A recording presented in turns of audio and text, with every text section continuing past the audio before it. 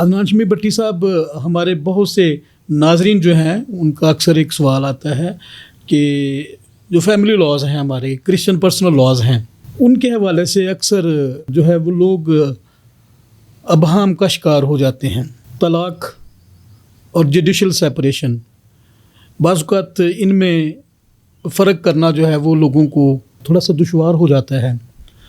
دوسرا، بعض اوقات کچھ لوگ جو ہیں وہ ایک اسٹامپ پیپر پہ یا پریا پنچایت میں بیٹھ کے بھی جو ہے وہ اس کے اوپر جو ہے کوئی عمل درآمد کر لیتے ہیں. میں چاہتا ہوں کہ آپ ہمارے ناظرین کو جو کرسچن پرسنل لاز ہیں، فیملی لاز ہیں، ان کے حوالے سے تھوڑی سی آگاہی جو ہے وہ دیں، تاکہ چونکہ یہ دیکھیں یہ ہر گھر کی ضرورت نہیں، طلاق جو ہے وہ ہر گھر کے لیے اہم ہو گئی ہے، لیکن جن لوگوں کو بعض اوقات اس طرح کے مسائل کا سامنا کرنا پڑتا ہے تو وہ پھر بہت زیادہ ان کے لیے بھی ایک عجیب سی صورتحال جو ہے وہ اس میں مبتلا ہو جاتے ہیں. تو فیملی لاز کے حوالے سے، پرسنل لاز کے حوالے سے ہمارے ناظرین کو تھوڑا سا آگاہی مل جائے تو میں سمجھتا ہوں ہم آپ کے مشکور ہوں گے. سر صاحب، بیسیکلی میں ایک چیز تو آپ نے جیسا کہ اسٹامپ پیپرز پہ طلاق کی بات کی ہے، چونکہ کرسچن لاء میں تو ایسا ہے نہیں. بالکل نہیں ہے. کرسچن لاء میں تو باقاعدہ طور پر جو 1869 کا قانون ہے، کرسچن ڈائیورس ایکٹ بنا ہوا ہے، اس میں تو وضاحت کے ساتھ ساری چیزیں موجود ہیں کہ اگر کسی شخص نے کسی مسیحی جوڑے کی آپس میں ناچاکی ہے، مثال کے طور پر مسیحی جوڑے میں سے ایک شخص جو ہے وہ دوسرے کے ساتھ نہیں رہنا چاہتا، تو اس کو تو پھر لامحالہ عدالت میں جا کر سول کورٹ جو متعلقہ ہے جس میں فیملی ججز ہیں ان کے پاس جا کر ڈائیورس پٹیشن فائل کرنا پڑے گی، ایک درخواست دینا پڑے گی، جس کی مختلف شکلیں بھی ہو سکتی ہیں. مثال کے طور پر الزام، بعض اوقات کئی خواتین کا الزام اپنے مردوں پہ ہو سکتا ہے کہ یہ بندہ بہت غلط ہے، غیر عورتوں کے ساتھ اس کا تعلق واسطہ ہے، میں اس کے ساتھ اپنی زندگی کا نباہ نہیں کر سکتی.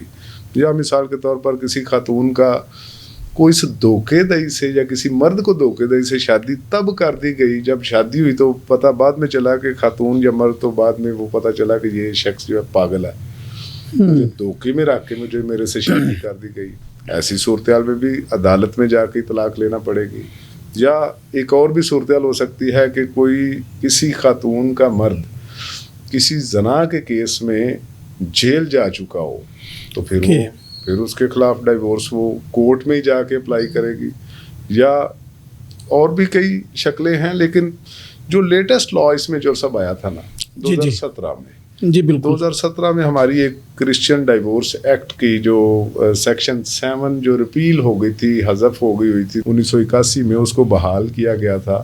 جی آپ کو یاد ہوگا، بلکہ زیادہ بہتر آپ اس میں اس وقت تھے کہ یہ جو 2017 میں جسٹس منصور علی شاہ صاحب نے فیصلہ دیا تھا، اس میں چیزوں کو زیادہ آسان اس اینڈ سے کر دیا گیا کہ اگر دو میاں بیوی آپس میں ان کی زندگی کا اچھا نباہ نہیں ہو رہا، ایک ہیپی میرج نہیں ہے، تو ایسی صورتحال میں خاتون یا مرد اپنے متعلقہ ضلع کی، اپنی متعلقہ تحصیل کی سول کورٹ میں جائے گا. فیملی جج وہاں پہ جس کو اختیار ایڈیشنل دیا گیا ہوتا ہے، تو وہ وہاں پہ جا کے پٹیشن فائل کرے گا، تو لامحالہ ان کے آپس میں ڈائیورس ہوگی. اب جہاں تک تعلق آپ نے وہ بات کی نا سپریشن اور ڈائیورس کی، ایک تو وہ اسٹامپ پیپر پہ تو کوئی ایسی چیز ہے نہیں، ڈگری بالکل بھی نہیں ہے، بالکل ڈگری کسی بھی مرد یا خاتون کے پاس ہوگی تو پھر وہ آگے شادی کر سکے گا. اب سپریشن کا آپ بلکہ قانون دان بھی ہیں، آپ اس چیز کو سمجھتے ہیں، ہم ناظرین کو بھی بتا دیتے ہیں کہ سپریشن دو میاں بیوی آپس میں ہیں تو ان کی سپریشن وہ بھی بذریعہ عدالت ہی ہو سکتی ہے. ایک فرض کرے مرد جا کے درخواست دیتا ہے کہ میرا اپنی بیوی کے ساتھ گزارا نہیں ہو رہا تو میں اسے سیپریٹ ہونا چاہتا ہوں. وہ سپریشن کی کئی شکلیں ہیں، جیسا ضلع ٹو ضلع ہم سیپریٹ ہونا چاہ رہے ہیں، ہاؤس ٹو ہاؤس سیپریٹ ہونا چاہ رہے ہیں، اس گھر میں نہیں رہ سکتا جی میں دوسرے گھر میں رہ لیا کروں گا، یا ایون کہ بیڈ ٹو بیڈ سیپریشن کی بھی بات ہے. لیکن وہ سیپریشن کی جب ڈگری آ جاتی ہے نا تو پھر وہ 2 سال تک آپس میں اگر دونوں میاں بیوی آپس میں صلح کر لیں تو اٹس ویل، ادروائز پھر 2 سال کے بعد وہ پھر معزز عدالت میں وہ پارٹیز جا کے اس کو ڈائیورس میں بھی کنورٹ کر رجوع کر کے کورٹ میں اس کو ڈائیورس کی ڈگری میں کنورٹ کروا سکتی ہے. بالکل صحیح ہے. تو اسٹامپ پیپروں والی بات وہ جو کرسچینٹی میں قابل قبول نہیں ہے اگر لوگوں نے آگے شادی کرنی ہے تو. جی ناظرین، عام طور پر جو ہمارے سادہ لوگ ہوتے ہیں ان کو کچھ لوگ مشورہ دیتے ہیں، اور بعض اوقات اس طرح کے معاملات میں میرے پاس بھی کچھ ایسے معاملات آئے، لیکن میں نے انہیں کہا کہ اگر تو آپ نے فردر جو شادی کرنی ہے، آپ نے اپنی نئی خاندانی زندگی کا آغاز کرنا ہے، تو عدنان شمیم بٹی صاحب نے بڑی خوبصورتی سے بتایا کہ چونکہ یہ دو زندگیوں کا اور دو خاندانوں کی تقدیر کا معاملہ ہوتا ہے اور اس کو اتنا لائٹ نہیں لیا جا سکتا. ایک اور عدنان شمیم بٹی صاحب بہت زیادہ ایمبیگوٹی جو ہے وہ ہماری جو کرسچن کمیونٹی ہے اس میں پائی جاتی ہے، اور جس پر جو ہے کوئی واضح نقطہ نظر ابھی تک جو ہے وہ سامنے نہیں آ سکا. چونکہ ہم ایک اسلامی ملک میں رہتے ہیں اور عام طور پر جو بیشتر قوانین ہیں وہ اسلامک بیسڈ لاز جو ہیں ہمیں ان کی ہی پریکٹس کرنی پڑتی ہے، لیکن جو اسلام میں انہیریٹنس کا تصور ہے وہ انٹائرلی ڈیفرنٹ ہے دین آف کرسچینٹی اینڈ جوڈائزم. اور بہت سے ہمارے جو ناظرین ہیں اور بہت سے جو ہمارے مسیحی خاندان ہیں وہ جب کوئی اس طرح کا معاملہ آتا ہے تو وہ ایک بند گلی میں کھڑے ہو جاتے ہیں. ایسے ناظرین کے لیے جو انہیریٹنس ایکٹ یا قانون وراثت کے بارے میں آگاہی چاہتے ہوں، آپ میرے ناظرین کو کیا پیغام دیں گے اس حوالے سے؟ میں بلکہ چور صاحب آئی واز ایکسپیکٹنگ، میں تو کو کہہ رہا تھا کہ چور صاحب اگر کہیں وراثت پہ کچھ بات کر لیں تو وہ زیادہ دلچسپ اس لیے ہوگا کیونکہ میرج اور ڈائیورس کی باتیں تو ایک عام طور پر ہوتی رہتی ہیں، عام طور پر ہوتی ہے، لیکن یہ جو وراثت کا نا یہ چور صاحب دس از دا مچ امپورٹنٹ. اور وراثت کے حوالے سے میں سمجھتا ہوں کہ آج تک ہمارے کرسچنز جو پرسنل لاز ہیں ان میں ہمارے پارلیمنٹیرینز کی طرف سے بھی کوئی ایسا بل ٹیبل نہیں کیا گیا جس میں ہمارے جو پرسنل لا آف انہیریٹنس ہے ہماری وراثت ہوگی کیسے. میرے فرض کرے باپ دادا سے ایک جائیداد چلی آ رہی ہے تو وہ نیچے کیسے تقسیم ہوگی. اس حوالے سے ایک جرنل لا تو موجود ہے، general law I mean to سے کہ ایک سکسیشن ایکٹ ہے 1925 کا، اس کی سیکشن ہے 33 ہے 34 ہے 35 ہے، آگے جا کے 47 تک وہ جاتی ہیں.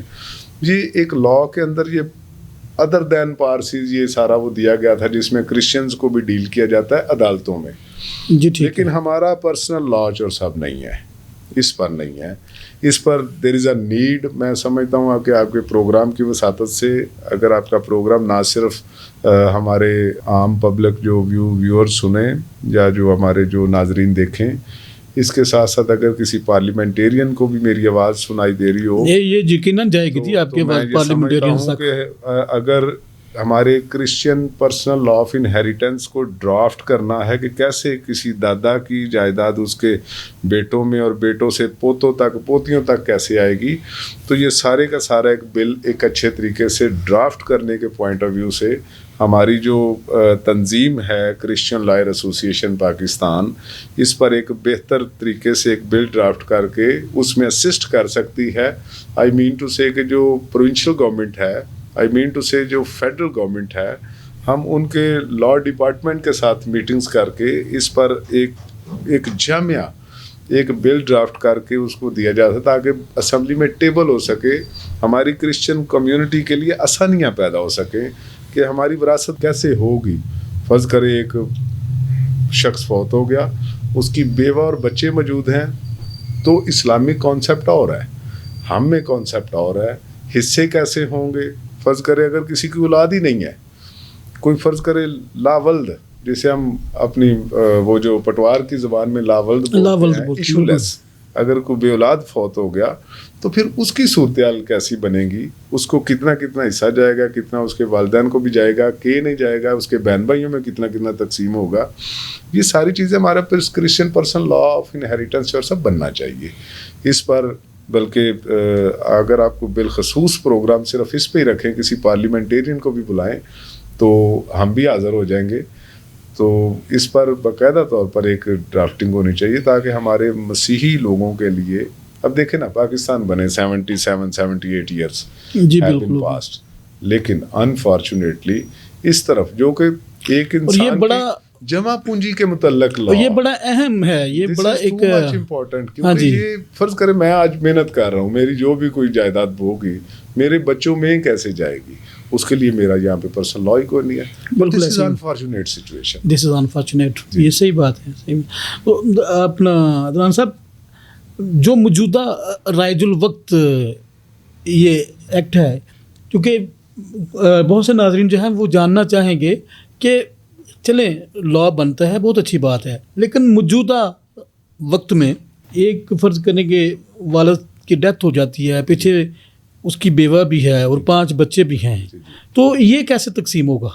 یہ سر میں اس کا ایک باقاعدہ طور پر، جیسے میں اپنی بات کرتے کرتے وہ section I mean to succession act 1925 کا ریفرنس آپ نے ان سیکشنز کا حوالہ دیا، لیکن چونکہ ناظرین جو ہیں وہ سیکشن نہیں پڑھ سکتے، میں سادگی میں اپنے سارے ناظرین کو بتا دیتا ہوں، پلیز مہربانی، کہ خدا نہ خواستہ کسی کے خامند کی، کسی کے والد کی ڈیتھ ہو جاتی ہے اور اس کی مثال کے طور پر 10 مرلہ 20 مرلہ یا 100 ایکڑ زمین ہے، تو اس کی تقسیم کرسچینٹی میں جو دی گئی ہے، جس کی ہم پریکٹس بھی کرتے ہیں کورٹس میں، وہ ہے کہ اس کا 1/3 حصہ، آئی مین ٹو سے کہ 100 روپیہ فرض کرے کسی کے پاس یا 100 ایکڑ زمین ہے، تو اس کے 33 ایکڑ زمین جو ہے یا 33 مرلے زمین جو ہے 100 مرلہ میں سے، وہ اس کی بیوہ کو چلی جائے گی.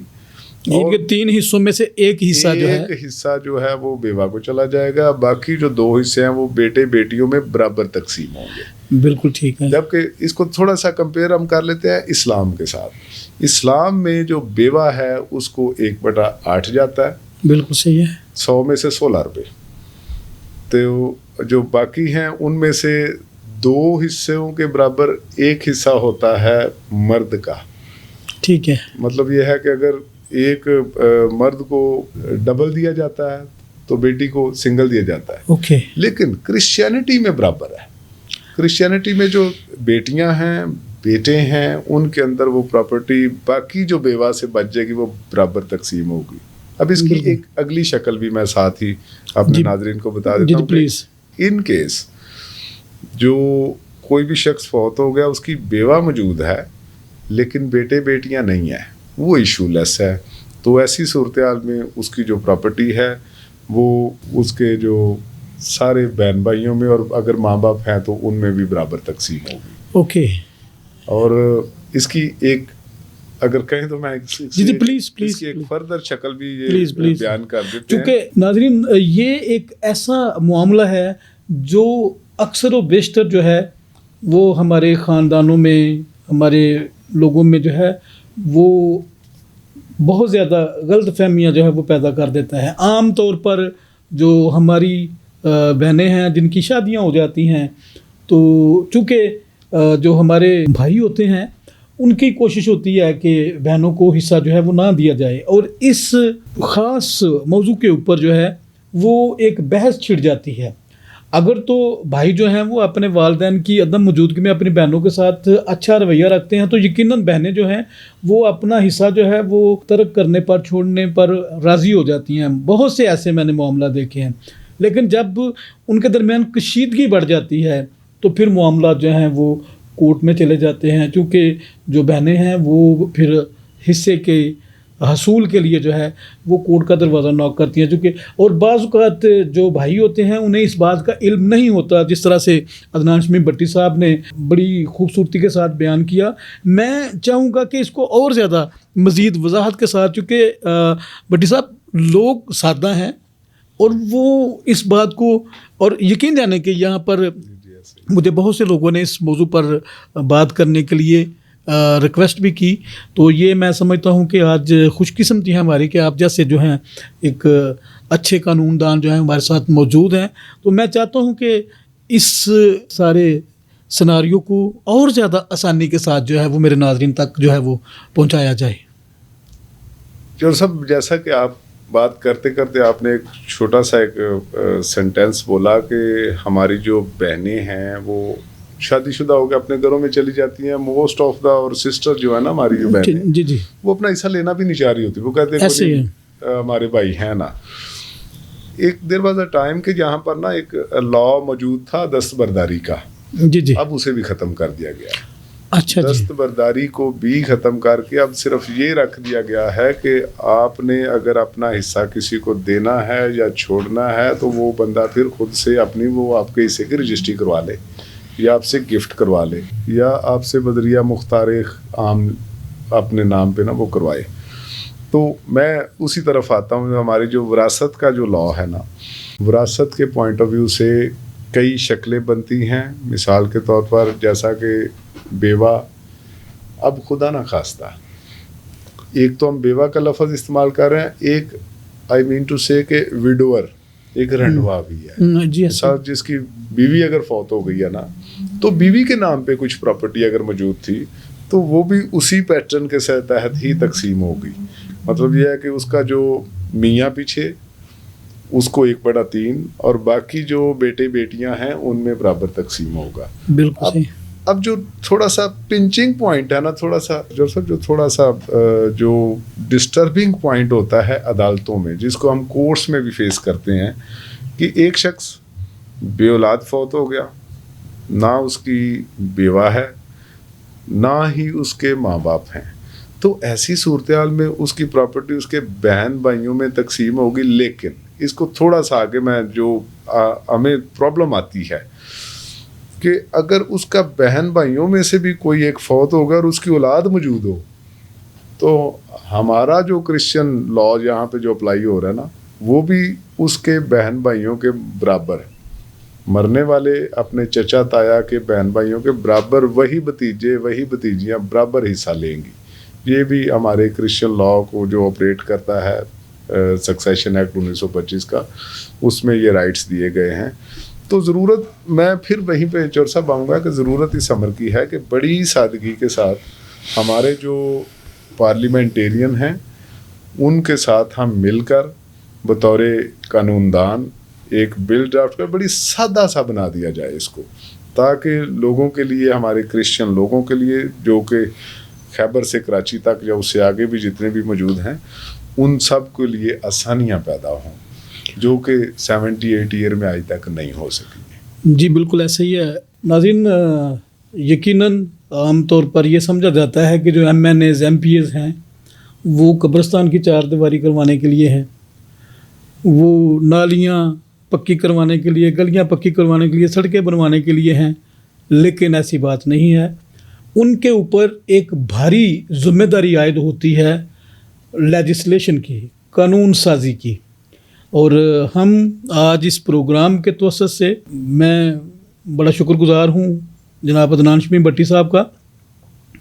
انہوں نے ایک اوپن آفر جو ہے وہ جو ہمارے پارلیمنٹیرینز ہیں ان کو دی ہے کہ وہ, چونکہ یہ ایک بڑا ٹچی معاملہ ہے حق وراثت کا, قانون وراثت کا, اور جس کے اوپر 78 ایئرز 78 سال ہو گئے ہیں پاکستان کی پیدائش کو, اور آج تک اس کے اوپر جو ہے کوئی واضح قانون سازی جو ہے وہ نہیں ہو سکی.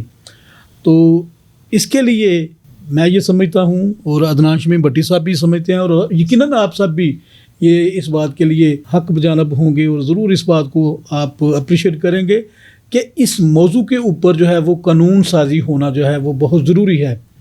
ہم اپنے تمام دوست پارلیمنٹیرین سے گزارش کریں گے کہ وہ ضرور اس بات پر توجہ کریں, اور جس بات کے لیے انہیں منتخب کیا گیا ہے وہ اپنا حق نبھائیں. اور یہ قانون جو ہے اس کو پیش کر کے, پاس کروا کے, وہ ہماری قوم کو ایک تحفہ جو ہے وہ پیش کر سکتے ہیں. عدنان شمیم بٹی صاحب, عام طور پر جو ایک ایشو ہماری کمیونٹی میں اور دیگر اقلیتوں کو درپیش ہے وہ یہ ہے کہ نابالغ بچیاں جو ہیں ان کو ٹریپ کر کے تو ان کے ساتھ شادی کی جاتی ہے, اور بعض اوقات پھر ان سے اسلام بھی قبول کروا لیا جاتا ہے. ایک قانون دان کی حیثیت سے آپ اس سارے سیناریو کو، آپ اس سارے منظر کو کیسے دیکھتے ہیں؟ میں سمجھتا ہوں کہ افسوسناک رہی ہے اس حوالے سے. بڑے اسمبلی میں بھی، سینٹ تک بھی اس کی وہ گونج رہی ہے فورس کنورشن کے پوائنٹ آف ویو سے.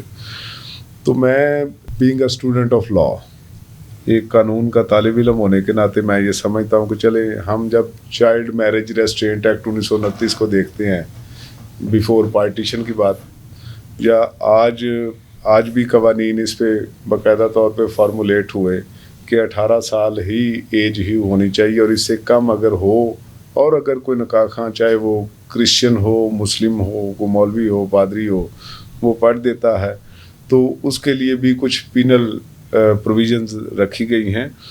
تو یہ پاکستان کے اندر مائنورٹیز کو اگر اس طرح کا شکار بنایا گیا ہے تو اس پر آپ جیسے دوستوں نے بہت آواز اٹھائی ہے، صحافی دوستوں نے، وکلا نے، ہمارے پارلیمنٹیرین نے، ہمارے کلرجی نے، اور اس کے ثمرات یہ سامنے آ گئے کہ پچھلے دنوں زرداری صاحب نے ایک وہ بل سائن کیا تھا اس پوائنٹ آف ویو سے.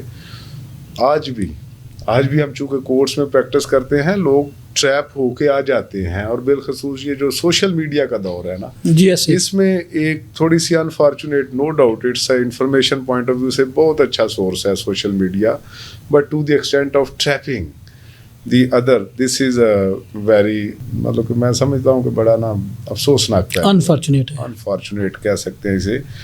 تو اس کو ٹیکل کرنے کے لیے زیادہ بہتر میں تو یہ سمجھتا ہوں کہ ہمارے جو والدین ہیں، ہم جو بڑے ہیں گھر کے اندر، ہم جو مثال کے طور پہ بڑے بھائی ہیں، بڑی بہنیں ہیں، جو ہمارے نابالغ بچے ہیں ابھی، ان پر بالخصوص نظر بھی رکھیں، ان کو گائیڈ بھی کرتے رہیں، اور ان کے لیے ایک اچھی سوچ بھی ان کے اندر ڈیولپ کرنے کی ضرورت ہے، ایک اچھا ماحول اور ایجوکیٹڈ سچویشن میں آگے بڑھنے. بلکہ ہمیں چاہیے کہ ہم اپنے بچوں کو ایک مقابلے کی فضا میں اتاریں، ان کے ذہنوں میں یہ بات بٹھائیں کہ آپ کا مقابلہ تمام تر لوگوں، اپنے برابر کے، وہ تو آپ کے کلاس فیلوز ہیں، آپ نے ان میں سے آگے نکلنا ہے. کسی نے AC بننا ہے، کسی نے DC بننا ہے، کسی نے جج بننا ہے، کسی نے وکیل بننا ہے، کسی نے ڈاکٹر بننا ہے، کسی نے صحافی بننا ہے.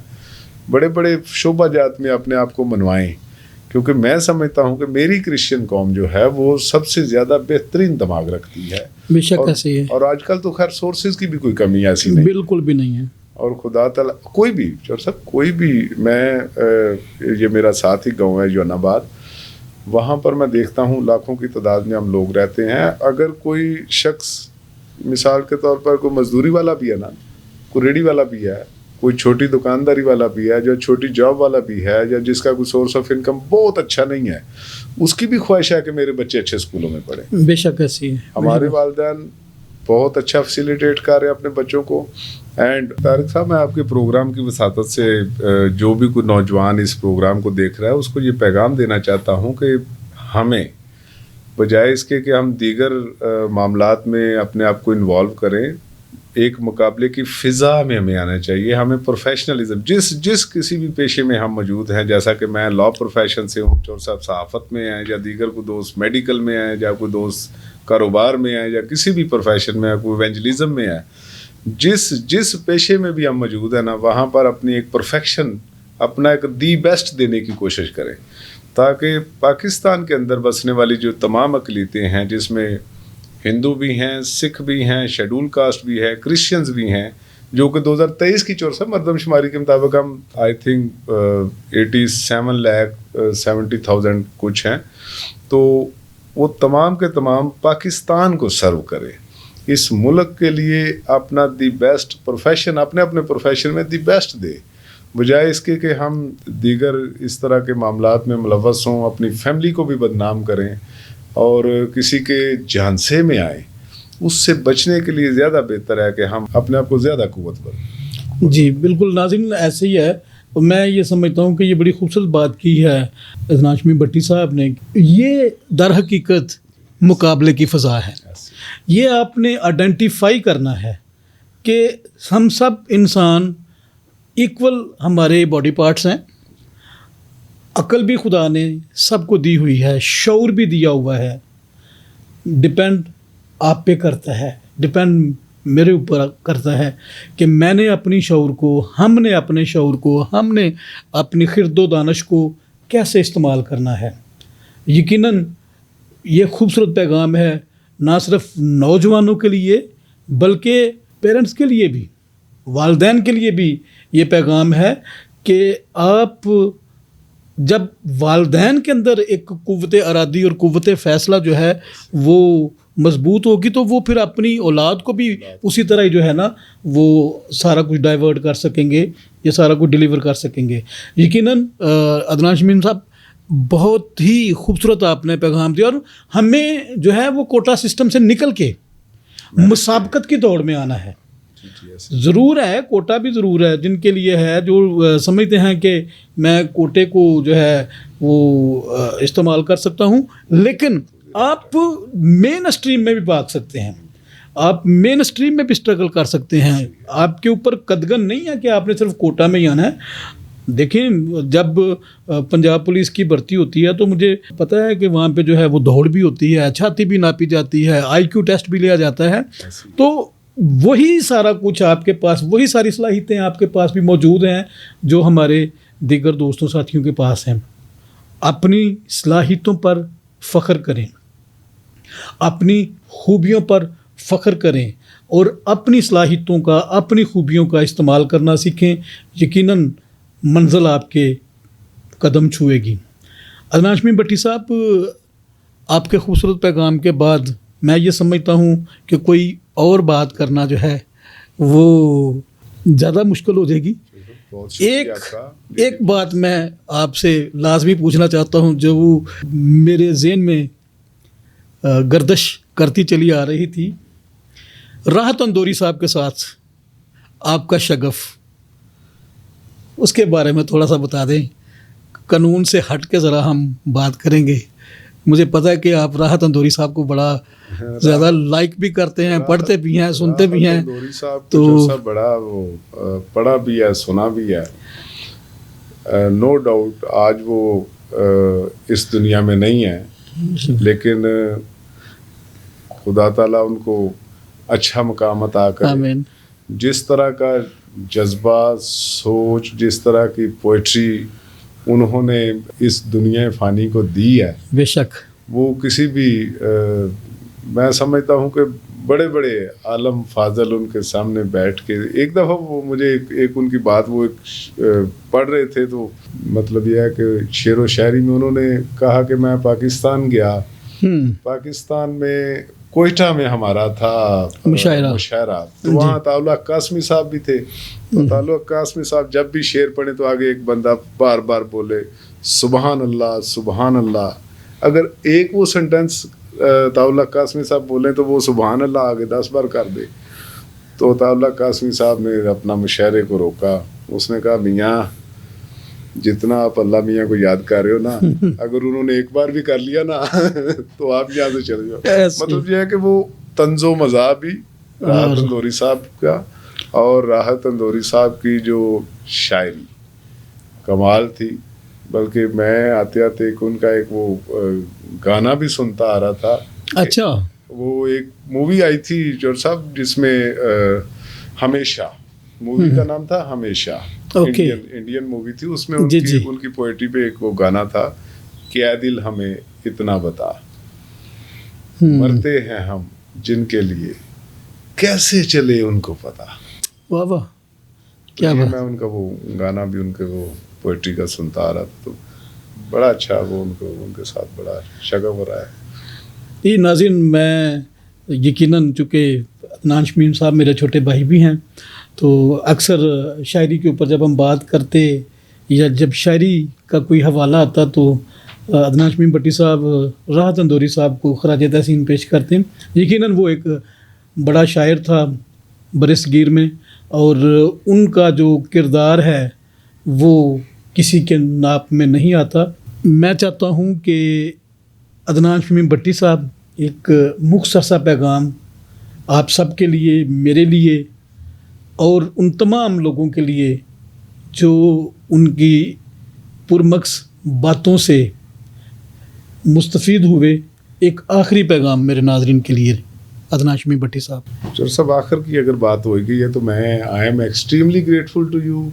आपके इस प्रोग्राम के में आपने मदु किया, मैं बहुत ही शुक्रगुजार हूँ। कुछ बातें आपके साथ शेयर करने का मौका मिला, कुछ आप नाजरीन के साथ कानून के हवाले से, जैसा कि हमारे पर्सनल क्रिश्चियन लॉज हैं, जैसा कि हमारी पाकिस्तान के अंदर जो सूरत-ए-हाल है।